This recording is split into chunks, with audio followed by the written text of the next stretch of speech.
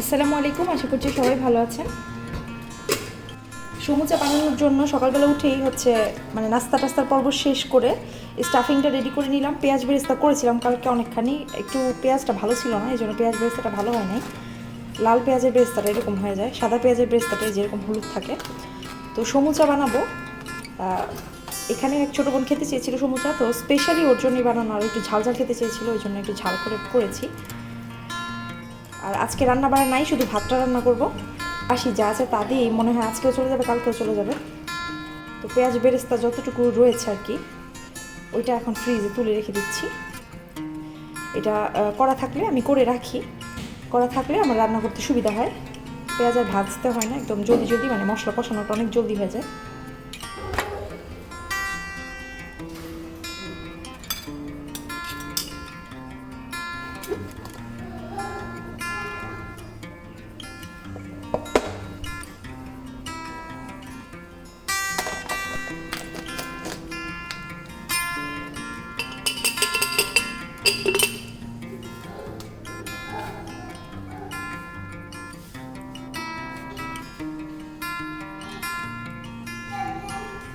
বাবা বিকা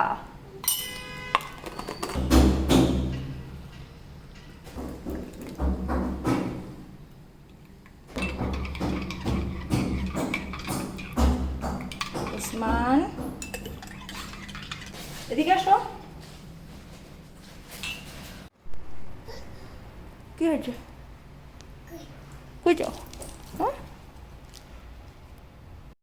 আমার বাবা কই? আমার বাবা কই দেখি না কেন? এই যে তুমি এখানে।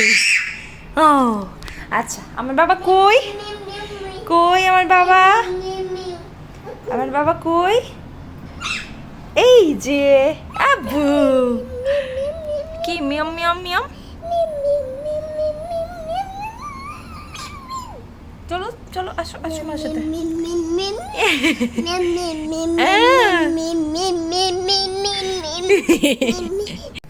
আজকে বিকালে আমাদের বাসায় আমার ছেলের চাচু আসবে, মানে আমার ছেলে যাকে প্রথম চাচু বলে ডেকেছে, শাম্ভীর আর শারমিন, ওরা দুজন একটা দরকারে আসবে আমাদের বাসায়। তো ওদের জন্য স্পেশালি চা করে রাখছি। শারমিন চা পছন্দ করে, আমিও করি। আর আমার অবশ্য কেউ আসলে তাহলেই চা করা হয়, অথবা খুব কমই চা করা হয়, এমনিতে কফিই খাই বেশিরভাগ সময় দেখা যায়। তো আমি এভাবেই চাটা করি, এভাপোরেটেড মিল্কটা আলাদা করে জাল দিই, লিকারটা আলাদা করি, পরে মিল্কের মধ্যে এই লিকারটা দিয়ে দিই। আর একদম চাটা সার্ভ করার আগ মুহূর্তে আমি চিনিটা মেশাই, তার আগে চাটা জাল হতে থাকে।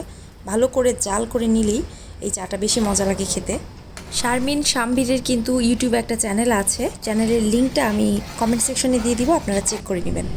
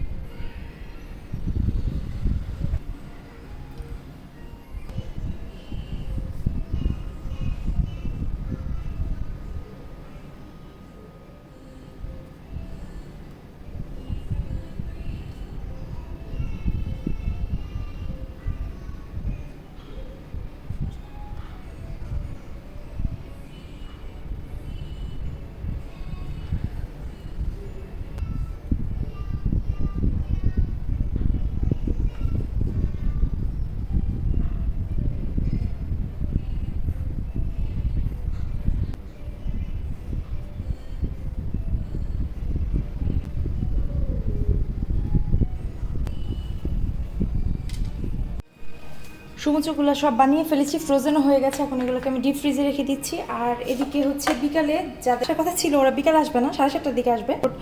ঘরের মধ্যে মুরগি ছিল, মুরগি ভুনা করে ফেলেছি। আর কাবাব নামিয়ে রেখেছি, এটা টুনার কাবাব। এখন কুমড়া পাতা দিয়ে বড়া করব। নর্মালি ডালের বড়া আমরা যেভাবে করি, ডালের বড়ায় যা যা দিই তাই দিয়েছি।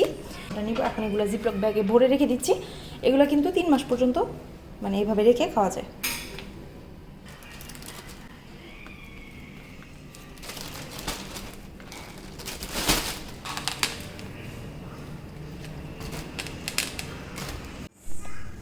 এই হচ্ছে কাবাব টুনা আর পাঙ্গাসের। হ্যাঁ,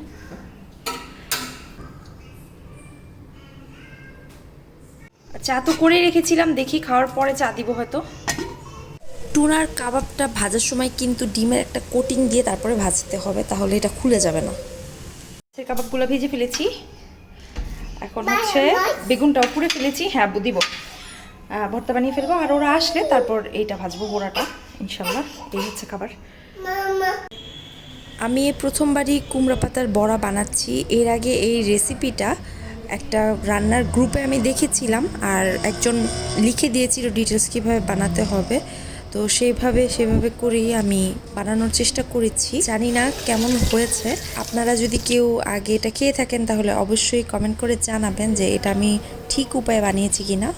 অবশ্য গরম গরম ভাত দিয়ে খাওয়ার পরে সবাই ভালোই বলেছে, আমার কাছে ভালোই লেগেছে। খাওয়া দাওয়া মোটামুটি শেষ। এখন হচ্ছে একটু চাটা খাওয়া হবে, ডেজার্ট খাওয়া হবে। তো আজকে আমাদের এখানে বিদায় নিচ্ছি। সবাই ভালো থাকবেন, আমাদের জন্য দোয়া করবেন। আল্লাহ হাফেজ।